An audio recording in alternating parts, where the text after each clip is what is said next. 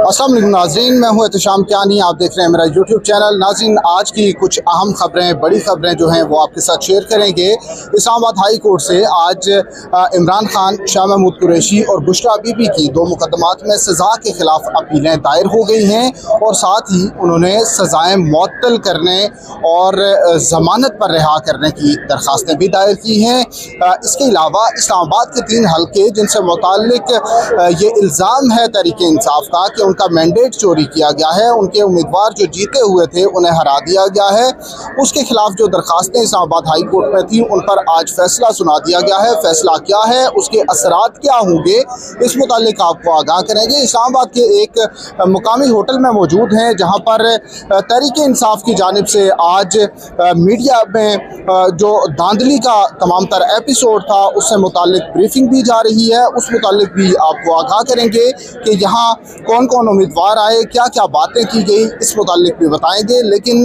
अगर आपने अभी तक हमारा चैनल सब्सक्राइब नहीं किया तो चैनल सब्सक्राइब करें और बेल आइकन का बटन भी दबाएं ताकि आपको तमाम मालूमात बर वक्त मिलती रहें। तो नाज़रीन, शुरू करते हैं इस्लामाबाद के 3 हल्कों से। तो इस्लामाबाद के तीनों हल्कों की जो दरख्वास्तें थी कि इंतखाबात में धांधली हुई और जो नोटिफिकेशन जारी हुए उनमें फॉर्म 45 और फॉर्म 47 जो हैं वो टैली नहीं करते, तो उस पर जो नोटिफिकेशन है हतमी वो कलअदम करार दिए जाएँ। तो आज इस्लामाबाद हाई कोर्ट ने नोटिफिकेशन कलअदम करार नहीं दिए, लेकिन इलेक्शन कमीशन को मामला भेजा है और पहले असम्बली इजलास से पहले उन्होंने फैसला करने का कहा है। साकिब बशीर साहब, असम्बली का पहला इजलास जो होगा उससे एक दिन पहले अगर ये हो जाता है तो फिर क्या उनके पास रेमेडी क्या मौजूद होगी? कैनी साहब, रेमेडी तो उनके पास फर्दर जो है वो ट्रिब्यूनल्स ही हैं जो अभी हाई कोर्ट्स के बनने हैं मुख्तलिफ हाई कोर्ट्स में।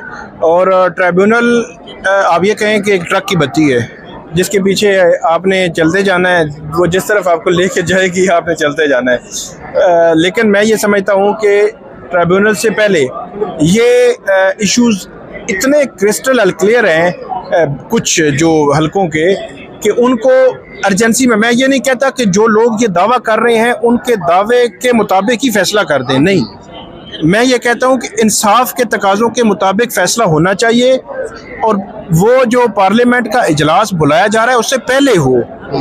कुछ हल्के ऐसे होते हैं जहाँ पे रीकाउंटिंग उस लेवल की करनी होती है जहाँ पे टाइम लग जाता है या कोई इस किस्म की सिचुएशन होती है, वो आप उसमें बेशक ना जाएं। लेकिन फॉर्म 45 की हद तक मेरे ख्याल में चीज़ें कहीं ना कहीं देखी जा सकती हैं।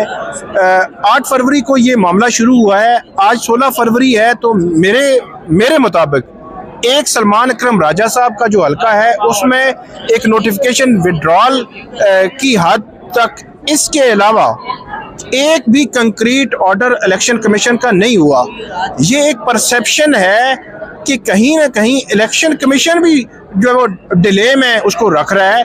मतलब आप मिसाल मैं देता हूँ कि इस्लामाबाद का हल्का है, इस्लामाबाद के हल्के जिस जगह इलेक्शन कमीशन है उसी का रिटर्निंग अफसर है, वो रिटर्निंग अफसर कहता है जी उन्होंने नोटिफिकेशन जारी कर दिया और उसको पता ही नहीं चला। उसी रिटर्निंग अफसर को 4 दिन का टाइम दे रहे हैं कि 4 दिन, भाई मतलब कम से कम अगर डीजी खान का एक रिटर्निंग अफसर है उसको 3-4 दिन दिए जा रहे हैं, तो इस्लामाबाद जिस जगह पे इलेक्शन कमीशन कायम है उसके रिटर्निंग अफसर को तो एक दिन भी काफ़ी है।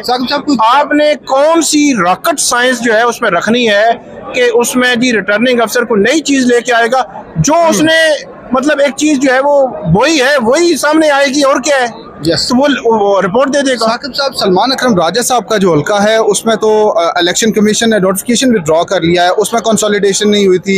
इस्लामाबाद के 3 हल्कों में भी जो कैंडिडेट्स थे उनको बुला के कंसोलिडेशन नहीं हुई, लेकिन ये जो हल्के हैं इनके नोटिफिकेशन वापस नहीं हुए और वहाँ का नोटिफिकेशन। साहब, ये एक अजीब सा सूरत हाल जो है मुझे लग रही है और ये मामला मतलब अजीब इस लिहाज से मुझे लग रहा है कि कंसोलिडेशन नहीं हुई। किसकी नहीं हुई? अभी यहाँ पे मुझे एक मिले डीजी खान के, वो कह रहे यार हमारी भी आवाज़ उठाएं। मैंने कहा केस बताएं, उन्होंने यही केस बताया कि कंसोलिडेशन नहीं हुई, मतलब वहाँ पे आरओ ने बुलाया ही नहीं है, नोटिस नहीं किया, बगैर नोटिस के ही उसने ये सारा कुछ कर दिया।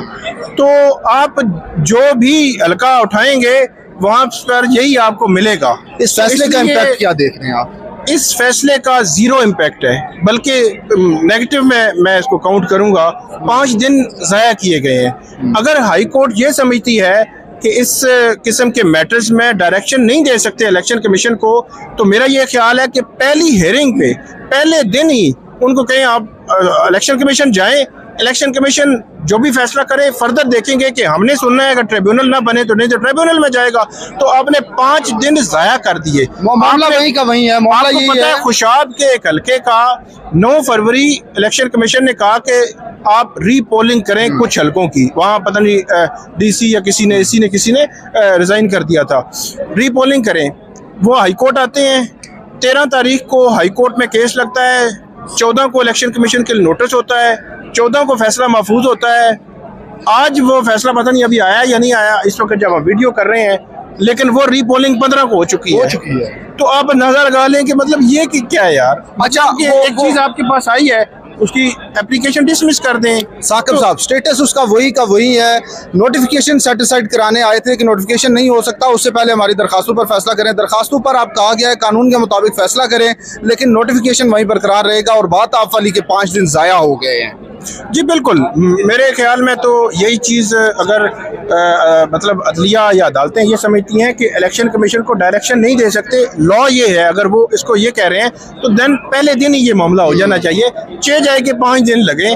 अब देखें कि जैसे जैसे ये चीज़ें आगे जाएंगी, ये चीज़ें डिले में जाएंगी और पार्लियामेंट के पहले इजलास से पहले ये डिसाइड नहीं होंगे और ट्रिब्यूनल में चली जाएंगी, तो ये सवालात सिर्फ रिटर्निंग अफसरान की हद तक नहीं रहेंगे, वो इलेक्शन कमीशन और साथ साथ अदलिया पे भी आएंगे कि अदलिया ने जहाँ पे अपना काम करना था वो इंश्योर नहीं कर सके। अब वही मैं आपको फिर मैं कहूँगा कि जब आप ये कहते हैं कि डायरेक्शन नहीं दे सकते, तो पहली हेयरिंग पे ही आप उनको भेजें, आप जाएं इलेक्शन कमीशन। जिन दिनों ये समातें हो रही थी तो उस दिन भी यही बात थी कि कम से कम अगर डायरेक्शन हाई कोर्ट्स नहीं दे सकती तो ठीक है, इलेक्शन कमीशन जो फैसला करे उसको करने दें, लेकिन इसके साथ साथ जो फंडामेंटल राइट्स हैं उनकी प्रोटेक्शन किसने करनी है, ये अब सवाल जो है वो हम पूछेंगे इस्लामाबाद की गलियों में, सड़कों में किसी से कि किसने प्रोटेक्शन करनी है। हाँ, तो ये बताएं कि इमरान खान साहब ने अब अपील दायर की है, काफ़ी टाइम के बाद, तकरीबन 2 हफ्ते से ज़्यादा वक्त लिया है। शाह महमूद कुरैशी, बुशरा बीबी की दरखास्त अपील भी आ गई है, तो साथ वो कहते हैं फैसला सस्पेंड करें। इससे पहले उन्होंने सज़ा मुअत्तल कराई थी, तो वो उनको फैसलाबाद में सूट नहीं किया था, वो जो ऑर्डर हुआ था, तो अब वो चाहते हैं कि फैसला सस्पेंड करें। तो ये सस्पेंशन आपको होती दिखाई दे रही है? अगर होती दिखाई दे रही है तो कितना वक्त इसमें लग सकता है? मुझे नहीं लगता सस्पेंशन हो। उसकी वजह मैं बता देता हूँ आपको। उसकी वजह यह है कि पहले इतनी मजबूत किस्म की प्रेसिडेंट्स नहीं है। अगर कोई ऐसा फैसला आया, मतलब अदालतें कोई नई जो है वो एक बनाती हैं, मतलब प्रेसिडेंट्स बनाती हैं, ऐसी जजमेंट्स होती हैं कि नई प्रेसिडेंट बनती है, वो बना लें तो वो अलग बात है, लेकिन वो इतना मजबूत ग्राउंड्स पे ऐसी चीज़ें मौजूद नहीं है कि उस पर। अच्छा, जो आप बात कर रहे हैं कि वो जजमेंट अगर सस्पेंड हो जाए तो फिर तो केस बड़ा सिंपल सा हो गया। खान साहब 3 माह बाद इलेक्शन होंगे, 3-4 माह बाद असेंबली में, तो अगर तो सजा सस्पेंड हो सकती है आपको? बिल्कुल, अभी तक का जो लॉ है वो यही है। अदालत अगर करना चाहे तो कर सकती है, और मैं ये समझता हूँ कि अगर अदालत एक सर्टन लेवल होता है ना, आप जब सज़ा मुअत्तल करते हैं तो अदालत ये समझती है कि यार तकरीबन 40% ये लगता है कि ये केस आगे चलकर ये अपील बरकरार नहीं रह सकेगी, तो इट मीन कि वो उसको कह देते हैं कि ठीक है, सज़ा सस्पेंड करके बंदे को ज़मानत दे दें। अब जो जजमेंट की सस्पेंशन है, मैं ये समझता हूँ कि अगर अदालत का ये लगे 90% अदालत कन्विंस हो जाए उस स्टेज पे, फिर उनको सस्पेंड कर देनी चाहिए। उसकी वजह ये है कि नवाज शरीफ साहब का केस 2018 में इतना मतलब केस था कि आधे घंटे में वो केस ख़त्म हुआ, तो उस केस की अगर मिसाल हम लें तो वो 5 साल इलेक्शन तो नहीं लड़ सके, वो नायर रहे। तो ये चीज़ें फिर बाद में अदलिया सीधी रुको नहीं करती, जिन्होंने मतलब जिस अदलिया ने नवाज शरीफ को घर भेजा था उससे सवाल तो नहीं हुआ ना अभी होगा। अभी जब इसका फिर हाल यही होता है कि जब आप ये 90% या 80% अदालत मतलब ये समझ ले कि नहीं, ये केस जो है किसी सूरत भी वो नहीं बनता। उसकी वजह क्या नहीं साहब, मैं बताता हूँ कि पूरी फाइल जज के पास आई होती है, तो जज गो थ्रू एक दफ़ा कर ले तो उसको समझ आ जाती है इस केस की कितनी जान है जी। इसलिए मेरा ये ख्याल है कि वो जजमेंट सस्पेंशन भी अगर अदालत उस लेवल पर पहुंच जाए कंक्लूजन पर तो कर देनी चाहिए। ये कौन सा अच्छा साकिब साहब, तहरीक इंसाफ यहाँ पे आज इकट्ठी हुई है, तमाम उम्मीदवार भी आए, रहनुमा मौजूद थे, फर्स्ट ईयर के तो नहीं है, सेकंड और थर्ड ईयर के ही हैं, लेकिन वो आज इंतखाबी धांधली से मुतल्लिक उन्होंने मीडिया, इंटरनेशनल और नेशनल मीडिया को ब्रीफिंग दी है, खबरें भी चल रही हैं, तो किस तरह से इस उनके स्टेप को देख रहे हैं आप?